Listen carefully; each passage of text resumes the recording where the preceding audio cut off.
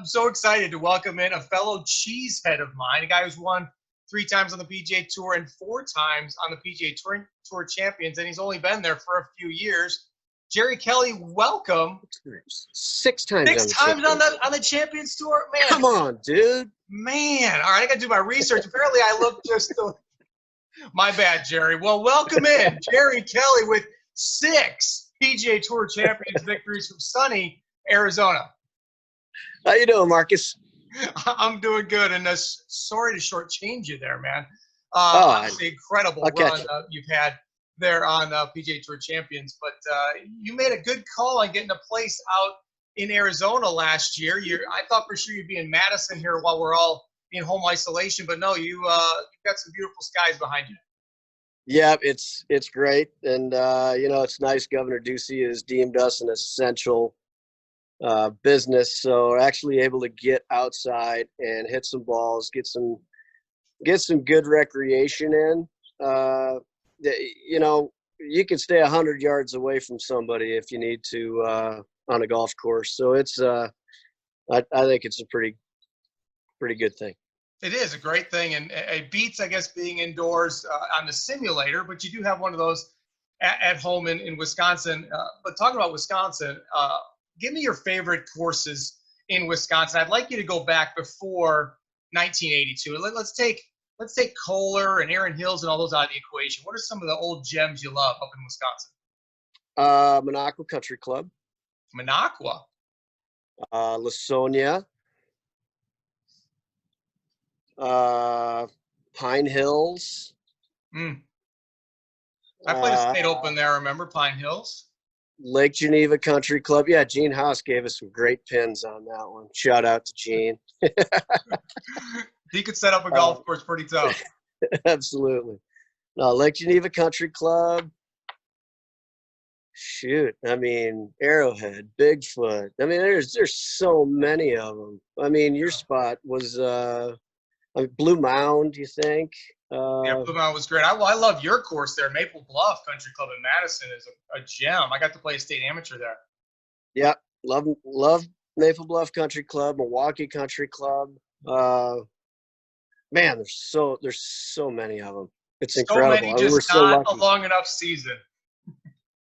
Yeah, and most of them are not long enough anymore either, which is too bad. Hopefully they get us some limited flight balls here in the next couple of years and go back to playing them.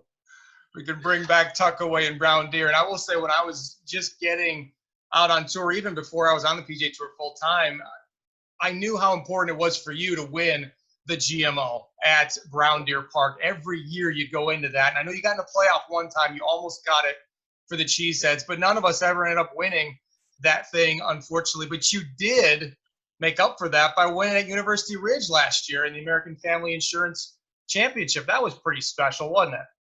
That was huge. I had so much emotion going on that one. It was a ton of fun. With the families there. When I won it in Chicago and Cog Hill, the families were there as well. But it's still, you always had that question: when is somebody from the state going to win one of the tournaments in state? So you've got it posed to you plenty of times, and it was just nonstop. And I'm like, hey, we've got a pretty good record. We've taken seconds and top 5s and top 10s multiple times between all of us. And they're like, yeah, but you didn't win.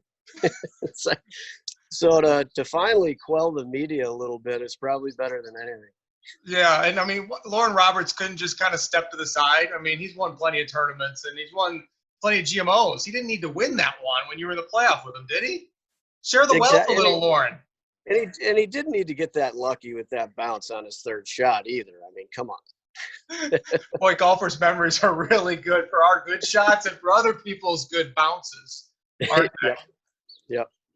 Well, how was the PGA Tour Champions? It looks like you guys are having so much fun out there. I still got about 5 years until I get out there, but I can't wait. I'm telling you, you will love it.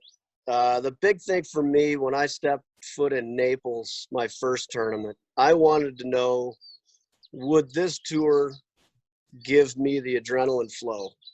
Mm-hmm. Would it jack me up to what I'm addicted to would it give me those feelings? And I was shaking on that first tee at Naples. It felt like the first tee at Augusta. And I'm like, all right, this is where I belong. And there's no sense in me going back and forth. I made a transition. I just played in a few of my favorite PGA Tour events and partner events, and happy with the decision because it's just a bunch of guys really competitive, yet the old personalities have kind of washed away, and it's really a lot of camaraderie out there. It's a lot of fun. After the round, it's a lot more relaxed. You know, you still got Bernie going and hitting balls for a couple hours every single time, and that's why he's in the position that he's in. But really, it's guys out there having fun competing, and we're pretty happy that we have that opportunity. Yeah, for sure. And I feel like I see you guys understanding it better than maybe some of the 20 somethings. Even I did when I was in my 20s. You got to get your work done. I want to do everything possible for me to succeed. I kind of forgot about bringing the fans in. And I remember being on the player advisory council with you, and you were a big proponent on getting in-round interviews in. Yep. And you do a lot more on the PGA Tour Champions. We've started doing a few of them on PGA Tour live coverage. Actually interviewed Steve Stricker at Riviera just a couple months ago, which was cool. And I feel like that really gives the people a really a nice window into you guys competing. Absolutely. I think there is a place for it. You can tell that they told me the day before you're going to be interviewed coming off of this tee. So I was totally prepared. I knew exactly what was coming. I think maybe they can hold it off a hole if you just make double or something like that. But I think that's big. They're interviewing the managers, in between innings in baseball. They've got the bench cam going in the NHL. They're hitting the NBA guys coming on and off the court a little bit more than in game, but they don't have quite the stoppage that we have and some of the other guys have. So you got to stay up with the media access and the fan access in order to give the value. Just us playing is great, but it's really not enough. You got to give a little bit more. And I understand when you're younger and this is your job and you're trying to get your livelihood going and things like that, there's not a lot of room for anything else in there, and it's kind of a closed shop when we're working. But our access should be along the entertainment side to give us really the value that we can give. I mean, it's pretty cool, some of these legends out there and how great they've been with people.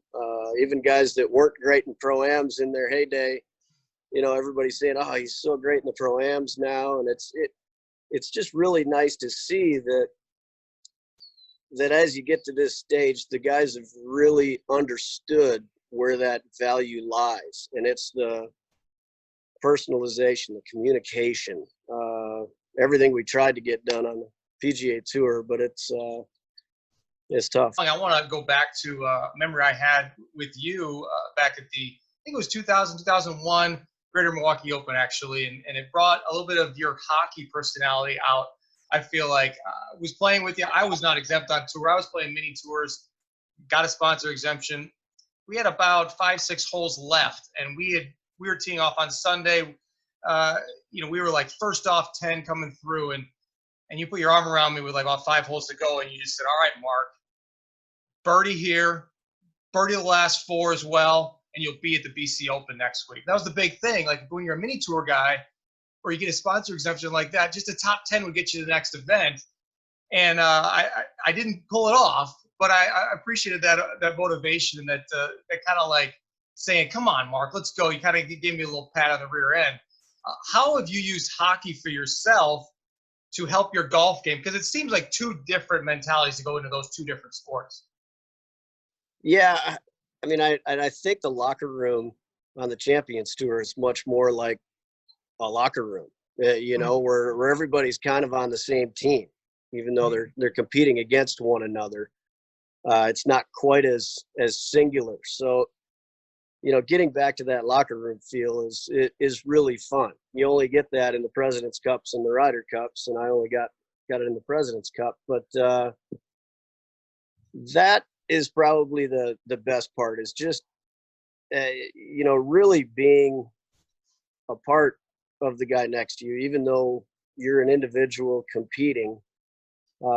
There's nothing like a locker room. There's nothing like a hockey locker room. I mean, it is. There's a lot of emotion in those rooms, and it's really cool. It was really cool to be a part of, and that's what I like to bring to golf a little bit. You know, I will have fun with guys. You know, I will check them into the lockers here and there. There's going to be a shiver coming. You did that to me. Absolutely. There's going to be a shiver coming here and there, especially if you're kind of ignoring everybody and walking glazed straight ahead. I'm going to make sure you pay attention to people and say hello and, you know, be a part of the action. But I think that's the best part of hockey that's come. The worst part, obviously, was the temper and trying to go after somebody, and the only person I could go after is myself. So that was not quite as good. But the golf ball, which swinging harder doesn't always work out. Yeah. Does it? Yeah, tacking that doesn't help. So now, obviously, in this weird time that we've got going, you're there in Arizona, which has worked out well. You mentioned to me before we got on the call that Cooper, your son, was over in Italy trying to study abroad, and unfortunately had to come home early, but got back in time. Didn't actually get the coronavirus. You know, so a tough time there. Let us know what you're doing there in Arizona as you get through this. Yeah, well, I'm definitely taking him out to the range, staying well away from everybody else, and just getting some exercise in. I think it's really important. Carol and I got a few Trek bikes, and we've been biking around, which is great.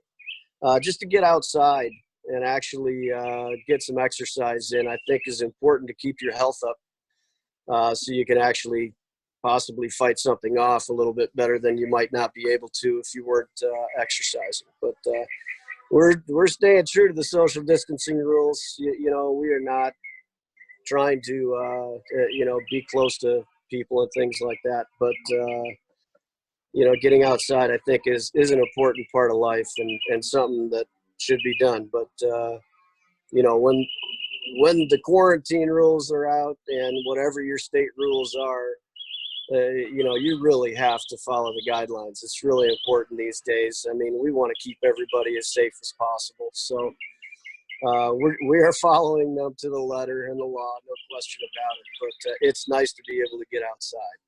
It's nice to have Cooper back. Yeah, for sure. That had to be a stressful time, but good to have him back in unprecedented times, really. Now, you're fortunate enough to have golf courses open there where you can practice outside, but there's many winters that you're in Madison and just kind of practicing, getting ready for tournaments. A lot of people now are locked down. Some people that don't know what this is like. You and I know what this is like in a winter to practice indoors to get ready. What do you recommend to our viewers to work on now to get them ready for whenever we get out of this and we actually get on the golf course? Yeah, I mean, I've always had the HD golf simulator at my house, and it's been fantastic to practice off of. The one thing that I've added to it is a Foresight quad view, and that is something that I can take and have the consistency of in-home and on the range. So when I was locked in last winter, I could really practice on my distance control. When you put the thing at sea level and have it static, then it spits out the same numbers every single time when you have the same impact every single time. So I was really able to dial some things in the winter time, almost better than being outside just playing. I thought it always helped me. The ball goes really straight for 15 feet, and you can make some swing changes and have them become comfortable feeling before you actually see the ball go either dead right or dead left. It really does help. I will say that my first winter in Madison, after living in Florida trying to get the career started, we moved back when Cooper was 2 to go to school eventually. And that was 99, 2000. And my first winter, I changed a bunch of things into a net with Jim, my brother-in-law, Jim Schumann, and won the Sony, the first tournament out of isolation in Wisconsin. So you can do an awful lot with your time inside. Simulators are fantastic. It's incredible feedback. But even if you didn't have a simulator, making correct video swing changes, just using your smartphone, taking a look at all your positions, changing your positions. And when you only have, a few feet in front of you, you don't get the negative feedback. So you just keep on working on positions until you get it where you feel comfortable. Now, obviously, I've never really worked on those positions because my swing hasn't really changed that much, and it's still kind of, up and over here. But it was more important. You've owned that. That's you. Come on. I have definitely owned that.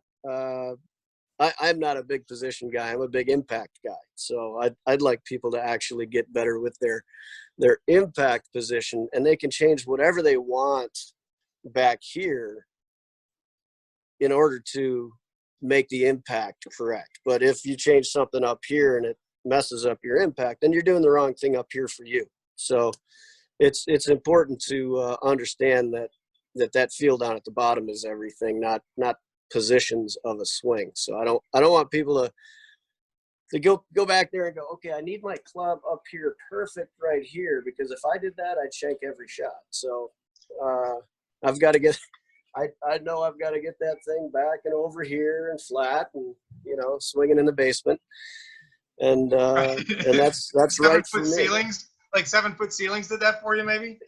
Exactly, a lot of holes in those ceilings too. No, that's great advice, and yeah, get in front of a mirror, whatever it is, and it's so true that impact. That's that moment there, those 6 inches, 12 inches, over how long you can keep the club face square. At that point, really, it's the moment of truth. That's the most important. I've worked on things in my career too where it looks better on camera, but then it feels awful and it messes up impact, and you discard it real quickly. It sounds like I already heard from you, but on Mark It Down Live, we like to do something where we ask the players, what is your go-to swing thought? Like, what's the one thing you fall back on more often than not in your career? Do you have one that you rely on? I do, and it was kind of my late career resurgence in my mid to late 40s, which kept me out on tour. I was leading with the handle a little bit too much late in my career, and really holding off the release of the club head. And I didn't really notice it until we got in, I can't remember, it was my trainer, Harry Sessi. We got in a K-vest and put sensors on the club, put sensors everywhere. And I found out that my club head was holding off down towards impact. And the fastest point in my golf swing for my club was here where it passed the grip.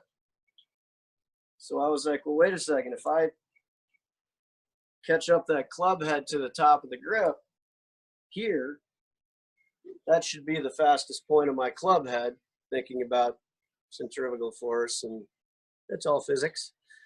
That is what gave me a little bit more distance late in my career, and the consistency of just trying to get path while I was catching that club head up. That turned into a very simple thought that anytime anything's wrong, that's really what I go back to. Well, that slingshot we hear about a lot. It's almost like a rubber band type thing. And I think probably leaning the shaft may have come, do you think, that guarantees, or at least it improves the chances of solid contact. So that's kind of something that a player might want to do. But then obviously, like you're saying, you were losing speed. Yeah, the guys who can really hold that off further are the guys that really can get that turn and make sure the turn brings that club to that position. I like to see most of the guys are coming down and the club head's almost wanting to go backwards. They're coming up out of the ground, and that's just adding that much more centrifugal force to it to really get the club head moving. I know I've seen Alex Noren, bring this thing in there, and I don't really understand how he catches up, but maybe he's too fast with the club and not the body, so he's trying to hold it off more. But I rarely see guys really truly trap it with the grip too far in front of that ball. Maybe just in front of the club head, but not really too far in front of the ball. Either their body catches it up with that turn, or you're going to be a right-hand hitter to really hammer it and extend it. So I'm not a huge believer of the idea of shaft lean, as long as you're releasing with either the club head or the body, one of the two. Well, you want the right amount, I think. And it's amazing that you were able to figure that out later in your career, like you said, and kind of give yourself some extra years on the PGA Tour that got you going to the PGA Tour Champions, really sprinting into it and playing some great golf. But behind me here on my simulator, I've got the 14th hole at Cog Hill, which is your second PGA Tour victory that season. You referenced the Sony Open, and then later that season you won at Cog Hill, didn't you? Yes. Yeah. Any good memories there you have from Cog Hill? I mean, I know that wasn't in Wisconsin, but that's the nearest thing to winning the GMO. They're winning at Cog Hill. Yeah, it was incredible with both sides of our families. There was fantastic. And I'm trying to go at 10 dogleg left, 11 the par 5, 12 the par 3, 13 is the one along the road. 4. Great hole, Yep. great par 4, and then 14 pretty level hole, maybe a little elevated tee, 200-yard par 3. Yeah, that was a pivotal one. Pin was in the front left, right there, just over the bunker, with a bunker behind it left as well, and they get a 7 or 8 iron in there to put it close and make birdie there. But the big one was 13, where I duck hooked it into that short left bunker, which was, I mean, that wasn't in play. Off the tee, you hit it? Off the tee. 200 yards into the green over that ravine. Yeah, that was 8 iron layup, and then a wedge into it about 4 or 5 feet, and then I made that putt, and Davis Love was up on the next tee. He was up on 14 watching that, and he thought that was me making birdie. And it kind of got him a little bummed, he said. He's like, I can't believe you made birdie on that hole. And I'm like, man, that was par. He's like, no way.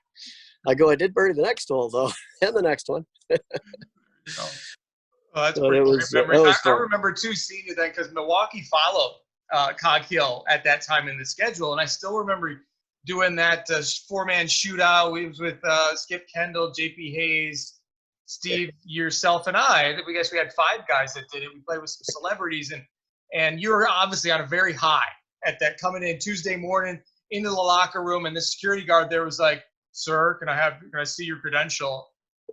And I'm like, wait a second, he just won yesterday. Did you not watch this on TV? He's like, need a credential, sir.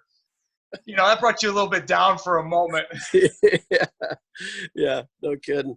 But just a moment, a fantastic win, of course. And Jerry, thanks for your time. And you guys stay safe there in Arizona, and can't wait to watch you take another run at the Charles Schwab Cup this season on the PGA Tour Champions. Thanks, Marcus. Appreciate it. And keep up your work, man. Keep up your work. You're going to need it when you come out here. I understand. I can't wait, man. See you, Jerry. All right. Thanks, buddy. We'll see you.